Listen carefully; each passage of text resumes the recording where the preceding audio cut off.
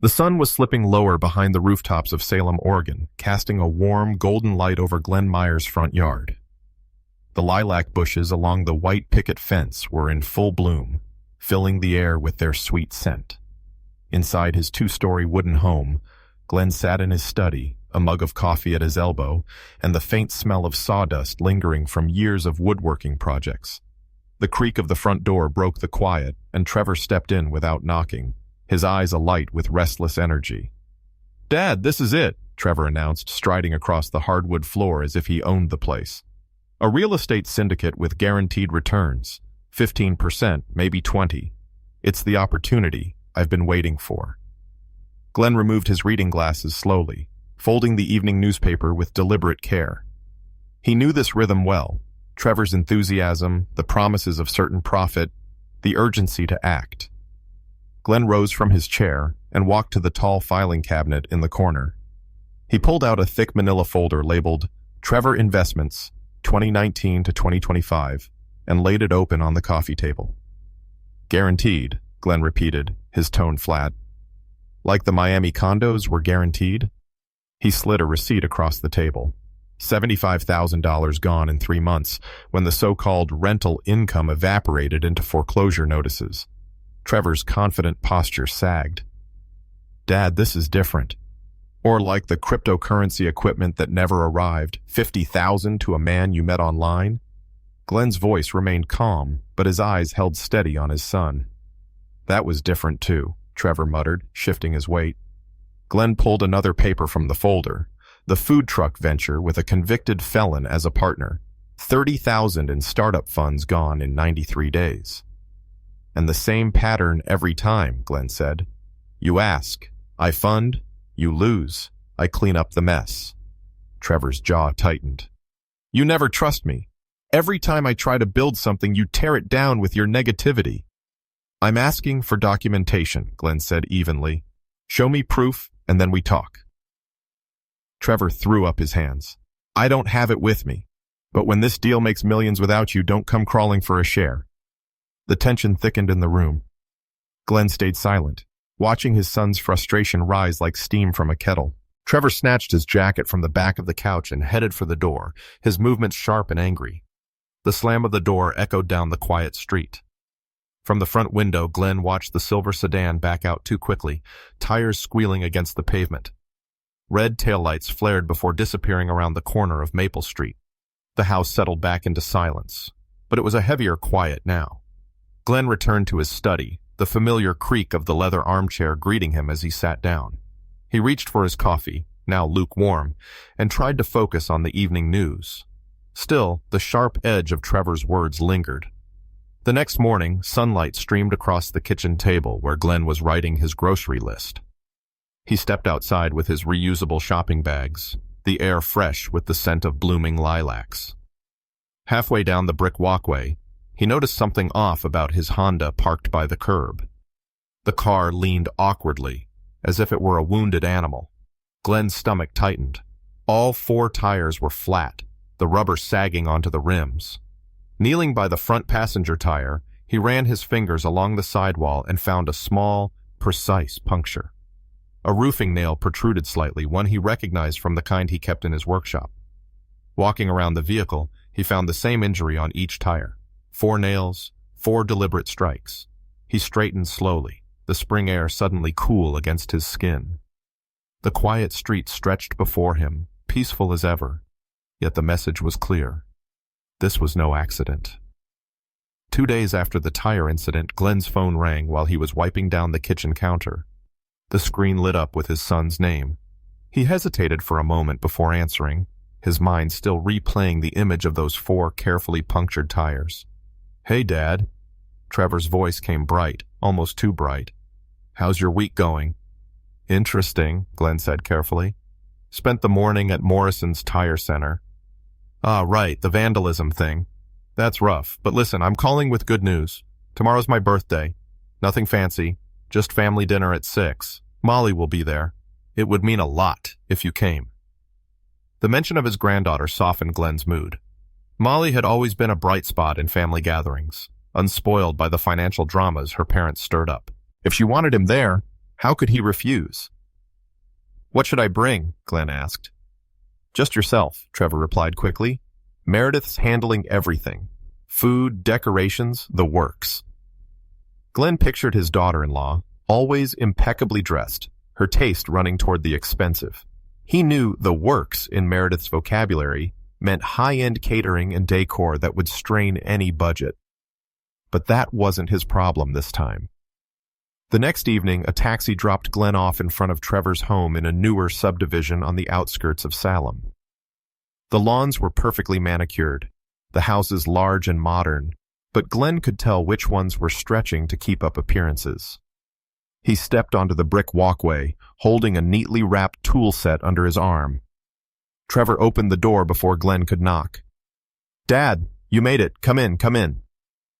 Inside, Glenn's eyes moved over the lavish scene, fresh flowers in crystal vases, catered dishes steaming under silver covers, a new leather sofa he didn't remember seeing before. The chandelier overhead sparkled against polished wine glasses. "Happy birthday, son," Glenn said, handing him the gift. "Thanks, Dad. This means a lot." Trevor's smile faltered for just a second before he called toward the kitchen. "Meredith, Dad's here."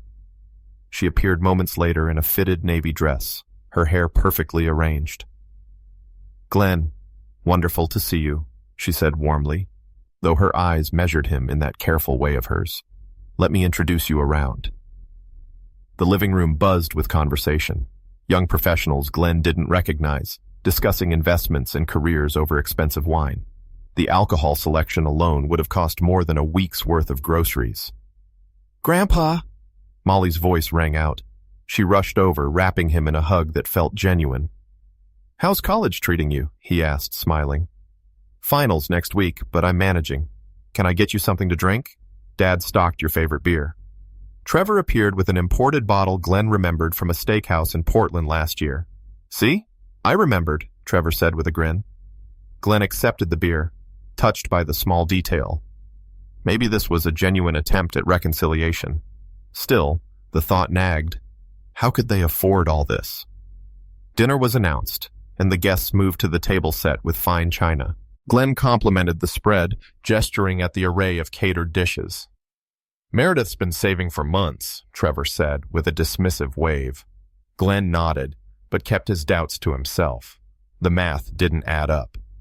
After dinner, as conversations swirled around the room, Trevor approached Glenn. "Hey, Dad, want to see the renovations upstairs? The master suite looks incredible." "Now? Shouldn't you be with your guests?"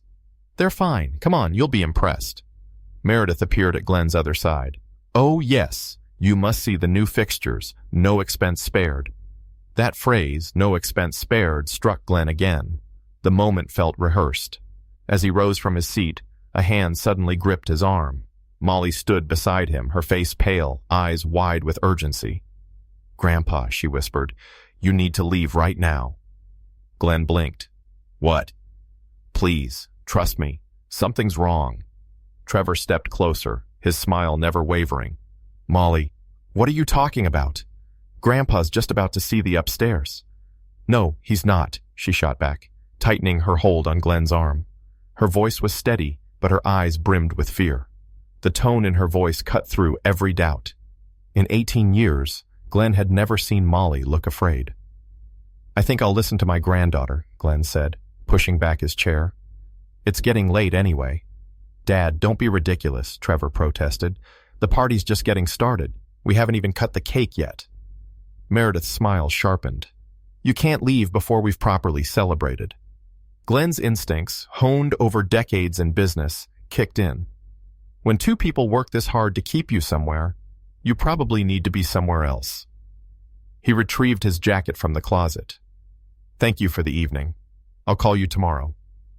Without another word, he stepped out into the cool night air.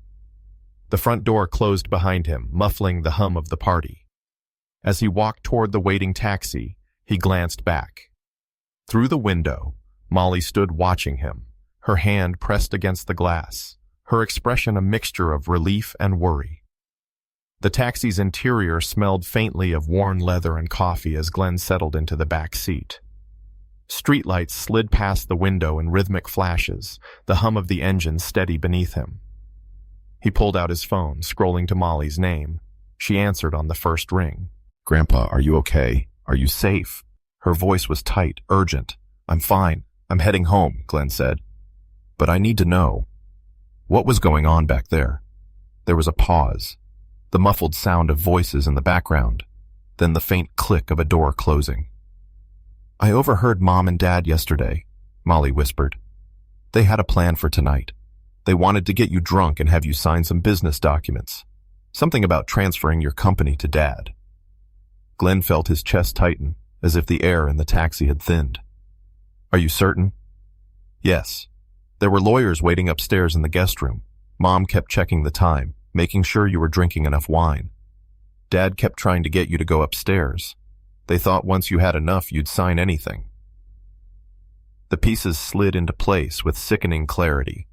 The lavish party, the constant refills, the sudden insistence on seeing renovations upstairs. "Molly," Glenn said slowly, "you did the right thing tonight. Don't tell them we spoke about this. I told Dad I just didn't want you out late because the neighborhood can get dangerous. He believed me. But what if they try something else?" "I'll handle it," Glenn replied. "You be careful. And remember, you can call me anytime." "I love you, Grandpa." "I love you too, sweetheart." The taxi turned onto Maple Street, the familiar outline of Glenn's house coming into view. On her porch across the way, Dorothy Henderson rocked gently in her wicker chair, wrapped in a light shawl against the cool spring night. "Evening, Glenn," she called as he stepped from the taxi. "Out late tonight." "Just visiting Trevor," he said. "I see you got your car fixed. New tires look good." Glenn paused, keys halfway to the lock. "How did you know about the tires?" Dorothy's expression grew serious. She rose from her chair and stepped closer to the railing. "I was sitting out here Tuesday night. Saw Trevor walk around your car with something in his hand. He knelt by each tire, did something, then stood up and looked around before leaving. I didn't want to interfere in family matters, but I think you should know." Glenn felt the chill cut through the mild air. "You're certain it was Trevor?" "I've known that boy since he was little. It was him," she said firmly. "This was right after I heard raised voices from your house." Her words stripped away the last thread of doubt. It wasn't coincidence. It wasn't neighborhood kids. It was deliberate sabotage. First his property, then an elaborate trap for his business. "Thank you for telling me, Dorothy. Let's keep this between us for now." She nodded. "You've worked too hard to let someone tear it down out of spite."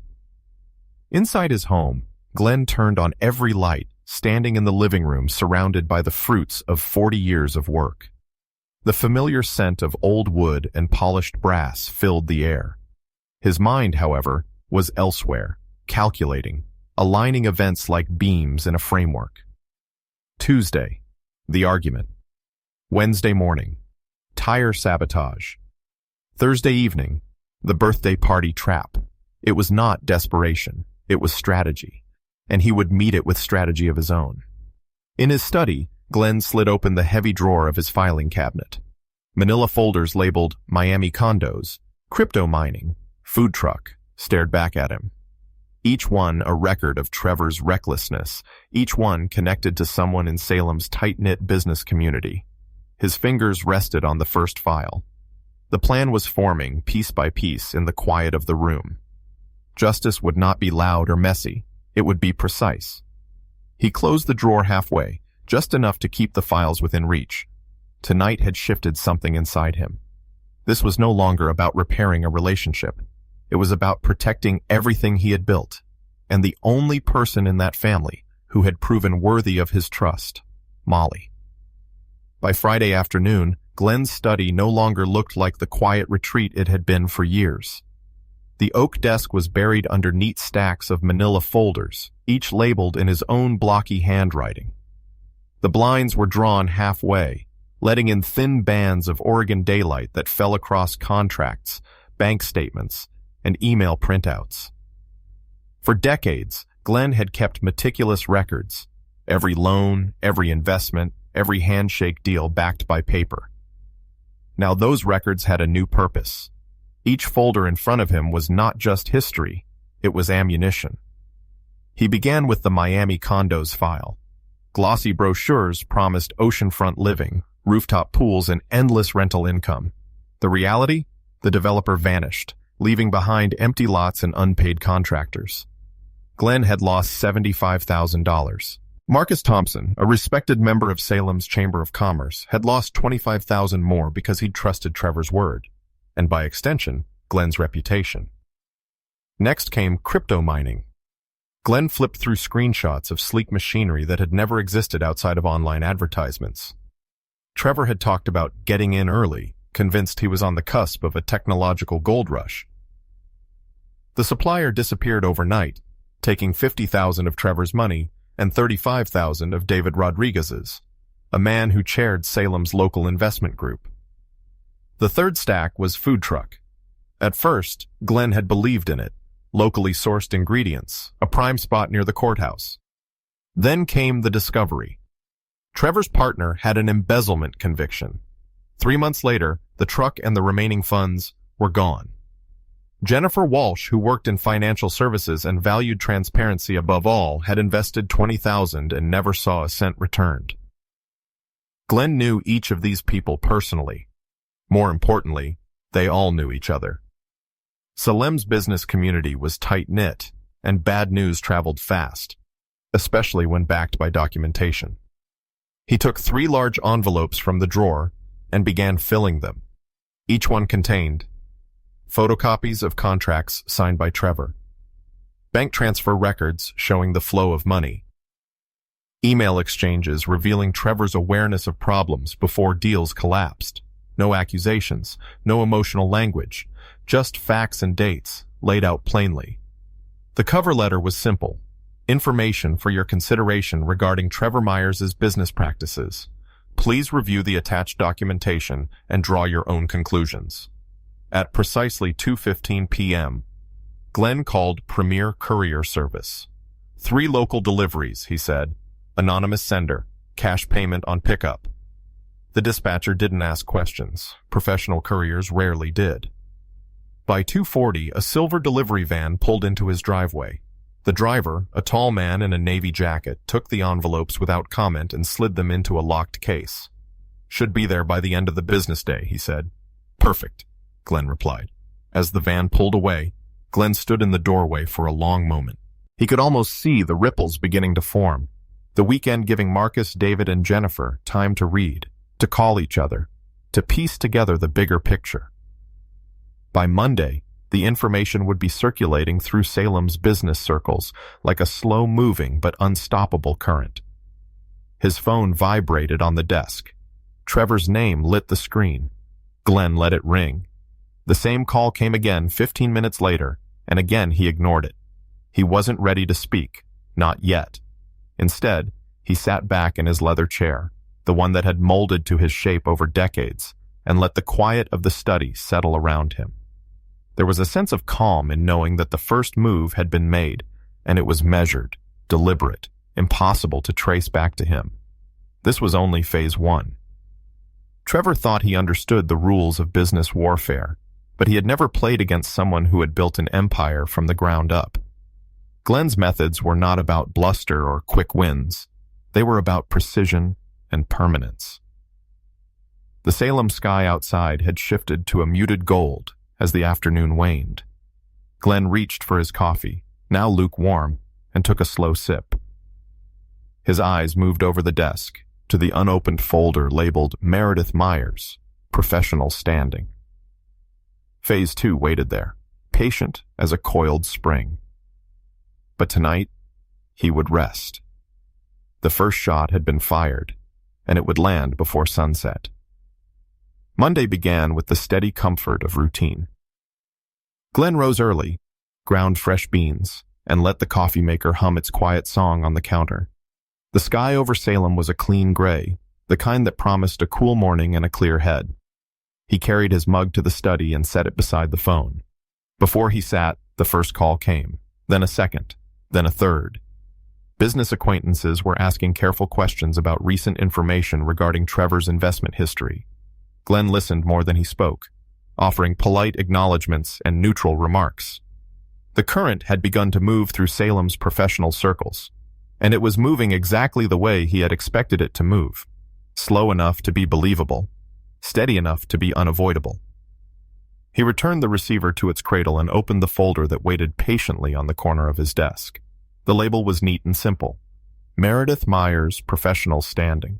Glenn had added that label the night before, writing the letters slowly, letting the ink sink into the manila. If Trevor was the gamble and the noise, Meredith was the calculation and the quiet. She had orchestrated the smiles at the party, timed the refills, and smoothed the edges of an evening designed to remove an old man's judgment. Glenn was neither old in judgment nor careless with paper. Today would prove that. He began with the public facts. Meredith held a senior client relationship role at Pinnacle Financial Consulting, a firm that relied entirely on trust. Her job was to shepherd high-net-worth clients through markets and seasons without a single breach of confidence. He set those facts on top of the stack. Her title, her responsibilities, her duty to protect others from exactly the sort of manipulation she had attempted in her own home. He made calls that could not be traced back to malice. In construction, reputations move on phone lines, at lunch counters, and at the end of long meetings where numbers are tallied and hands are shaken. Glenn asked general questions about Pinnacle, about service, about integrity, about who met whom and when. He took notes in a steady hand. More than one person had seen Meredith at the Marriott Lounge on weekday afternoons, seated across from the same well-dressed visitor from Portland, a gold ring on his finger, and expensive wine between them. The details did not prove wrongdoing, but they painted a portrait of priorities that would concern any human resources department that prized client time and focus. There was more. Meredith's purchases had grown louder, while Trevor's pleas had grown louder too. Dresses that came from boutiques with whispered names, jewelry that gleamed beyond a reasonable budget, furniture that had appeared in their home as if conjured from a catalog where everything smelled faintly of new money. Glenn did not begrudge anyone a nice thing or two. He did, however, note the distance between what Trevor claimed and what Meredith displayed. Somewhere in that distance lay a truth that mattered to the people Meredith was paid to protect. He opened a fresh document and began to write. The complaint avoided thunder. It held to daylight. He described the party, the orchestrated pressure, the sequence of alcohol and timing, and the invitation to go upstairs. He noted that lawyers had been waiting, that a signature was the goal, that the target of the signature was an elderly business owner whose company represented 4 decades of labor. He described the pattern of expenses that made little sense when compared with Trevor's recent requests for urgent capital. He included the public details of Meredith's role at Pinnacle and the standard that role required. None of it accused. All of it asked the same clear question.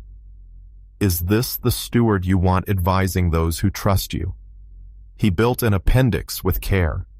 He added copies of invitations, photographs of catered trays that would not be cheap in any season, and a list of high-end wines that had been opened with a confidence that suggested deep inventory. He did not dramatize. He did not speculate. He let the details do the speaking. He added a closing paragraph that requested an internal review of recent client interactions for potential conflicts of interest or divided loyalties. Then he read the letter aloud in the quiet of the study and listened for any stray bitterness. The only thing he heard was the steady rhythm of a man who had decided that truth would be his only tool. He printed the letter on crisp paper and slid it into a new envelope with the appendix. The name on the front was precise. Human Resources, Pinnacle Financial Consulting, Salem Office. He placed the sealed envelope beside the phone and checked the time. The hour still sat safely within the morning. He dialed Premier Courier Service and asked for an anonymous pickup with delivery by mid-afternoon. The dispatcher recognized his voice from the Friday order and confirmed the plan without ceremony. Professional services value silence the way a carpenter values a square edge. It keeps the work straight. Waiting for the courier, Glenn stepped into the kitchen and rinsed his cup. He stood for a moment at the sink, watching a pair of sparrows hop along the fence, plucking at little tufts in the lilacs. The ordinary beauty of the morning steadied him. He had been a husband long enough to learn that some conversations needed coffee afterward, even when one spoke only to oneself. He had been a builder long enough to know that if the foundation is true, the structure will stand. He returned to his study and checked the letter one more time. At 11:40, a silver van pulled into the driveway. The driver came to the door, polite and efficient, and accepted the sealed envelope into a lockbox. "Delivery by 2 o'clock," he promised. Glenn thanked him and closed the door with a quiet, final click. The study felt lighter once the envelope had gone. He did not feel triumph. He felt alignment, the way a beam feels when it finally sits perfectly on its posts. Calls continued through the noon hour. Marcus had spoken with David, who had spoken with Jennifer, who had each spoken with 2 other people who had lost smaller sums in lesser schemes. Glenn responded with the same calm sentence each time. "Thank you for letting me know." He neither confirmed nor denied authorship of anything. He allowed the facts to travel on their own legs. By early afternoon, the house was still, and the day had settled into that gentle pause between lunch and the last push of work. Glenn sat at his desk under the soft wash of the desk lamp and looked at the open drawer of the filing cabinet. The files lay there, orderly as stacked lumber, waiting to be used only if needed. He thought of Molly and felt a quiet gratitude that did not need words.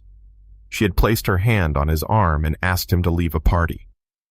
That small act had preserved everything that mattered. He signed his name to a simple note for himself and slid it beneath the blotter. Justice is not revenge. Justice is accountability. The note was a promise, not just to himself, but to the manner in which this chapter of his life would close. No shouting, no grand speeches, only truth placed where it belonged. The clock in the hallway chimed 2 times. Somewhere across town, an assistant at Pinnacle would be logging the envelope, noting the return address as anonymous, and walking it to human resources. Processes matter in offices the same way measurements matter on a job site. The right hands would see the right papers before the afternoon ended. Glenn stood and stretched, listening to the muted creak of the floorboards that he had refinished himself years ago. He walked to the front window and looked down Maple Street. The sidewalks were empty in that familiar weekday way.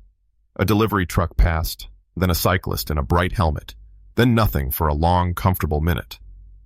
The stillness broke with the snap of car doors closing in quick succession. Tires crunched on the drive. Voices, low but urgent, rose just enough to carry. Glenn recognized the outline of Trevor's sedan, and, beside it, the gleam of Meredith's determined posture as she moved toward the front steps. Their faces were flushed with anger and fear, a matching set of emotions that arrive when a story begins to lose control of its own spin. Glenn smoothed the front of his shirt, set his shoulders, and moved toward the door. He did not hurry. He did not hesitate. The envelope was already on its way. Phase 1 had already done its work. He had told the truth to the people who needed it and placed a mirror in front of those who had earned the reflection. When the knocking came, it was hard and fast, the kind that asks for surrender. Glenn turned the knob and opened the door to his son and his daughter-in-law, both standing on the porch with eyes that insisted on an audience. The afternoon light fell past them into the quiet hallway. Glenn stepped back and let them enter, the way a calm man allows a storm to cross the threshold only after he has weighted every window and latched every door. The knock on the door was sharp and insistent, each rap spaced just far enough apart to let the weight of the moment sink in.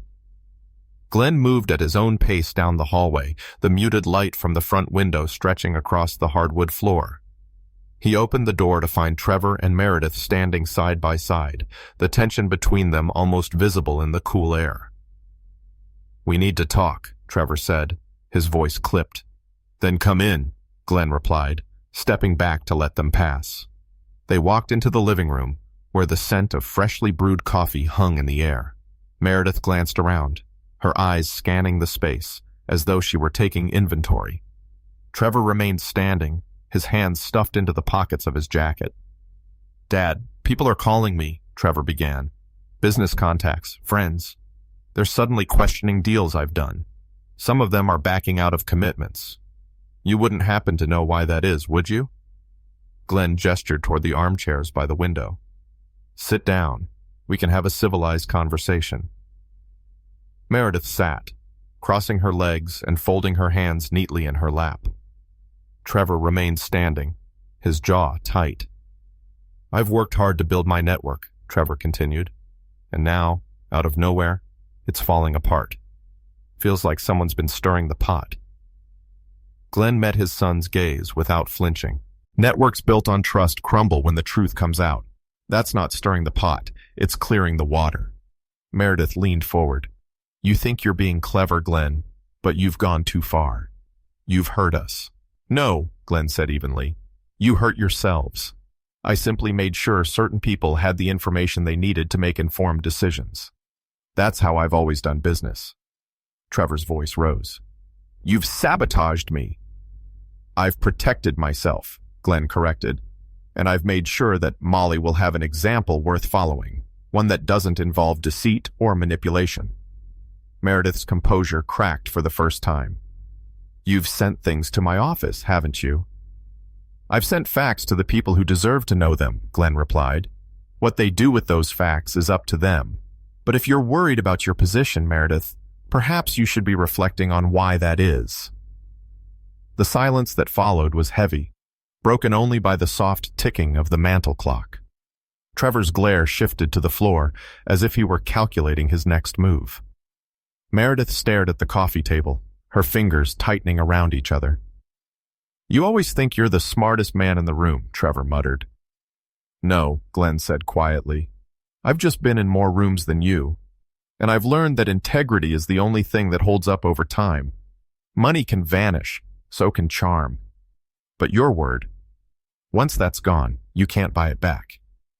Trevor shook his head and turned toward the door. Come on, Meredith. She hesitated, her eyes meeting Glenn's for a brief second. Something unreadable flickered there. Maybe anger, maybe regret, before she rose and followed her husband out. The front door closed behind them, the echo fading into the calm of the house. Glenn stood for a moment in the quiet, his gaze drifting to the photograph on the sideboard. A younger Molly on his shoulders at the county fair, both of them laughing under the summer sun. He thought about how close he had come to losing not just his company, but the trust of the one person in that family who still believed in him. Later that week, Molly stopped by unannounced. She carried a paper bag from the corner bakery, the kind that always smelled faintly of cinnamon and fresh bread. I figured you could use some company, she said, setting the bag on the kitchen counter. Glenn smiled. Always. They sat with mugs of coffee, the conversation meandering from her classes to the old oak tree in the backyard that needed trimming. Eventually, Molly grew quiet. I heard things have been rough for Mom and Dad, she said carefully. They'll land where they land, Glenn replied. People do, when the truth catches up. Molly reached across the table and squeezed his hand. I'm glad you're okay, and I'm glad you didn't let them take what's yours. Glenn covered her hand with his other, the warmth of her grip anchoring him in that moment. Some things are worth standing for, Molly, even if it means standing alone. The afternoon light shifted through the kitchen window, catching the steam from their cups. For the first time in weeks, Glenn felt the weight in his chest ease. The storm had passed, leaving the house and its foundation intact. Outside, the lilacs along the fence swayed gently in the breeze, their scent drifting in through the open window. A quiet reminder that seasons change, and with them, so can people. The quiet after the storm felt different this time. Glenn was not just relieved, it was the deep calm of a man who had faced betrayal, protected what mattered, and walked away with his integrity intact. His home stood the same as it had for decades, yet it felt more like a fortress now, not because of locks or alarms, but because of the wisdom and boundaries that guarded it. The foundation he had poured all those years ago, both in concrete and in principle, had held firm. Trevor and Meredith had stepped out of his life, at least for now. Glenn did not celebrate their downfall, nor did he carry bitterness. They had made their choices. They had tested his patience, underestimated his resolve, and discovered that the man they thought was easy to push was anything but. Molly visited often. Her laughter brought life into the rooms that had felt so heavy in recent weeks. She asked questions about the business, about the years before her father's mistakes. And Glenn saw in her the curiosity and grit that could carry a legacy forward. Sitting on his porch one warm evening, Glenn thought about the path he had walked. In a world where age is too often mistaken for weakness, he had proven, both to others and to himself, that experience is a sharper tool than any weapon of manipulation. The lesson was clear. Strength does not always roar. Sometimes it stands quietly, grounded in truth, refusing to be moved. Respect is not demanded, it is earned, and it can be lost in a single act of dishonor. And perhaps most importantly, when those you love treat you as a target instead of family, the greatest act of love you can give yourself is to walk away with your self-respect intact. As the sun dipped below the horizon, Glenn leaned back in his chair. The world outside went on, neighbors chatting over fences, children riding bicycles, the scent of freshly cut grass drifting through the air. Life was not perfect, but it was honest. And for a man who had built everything from nothing, that was more than enough.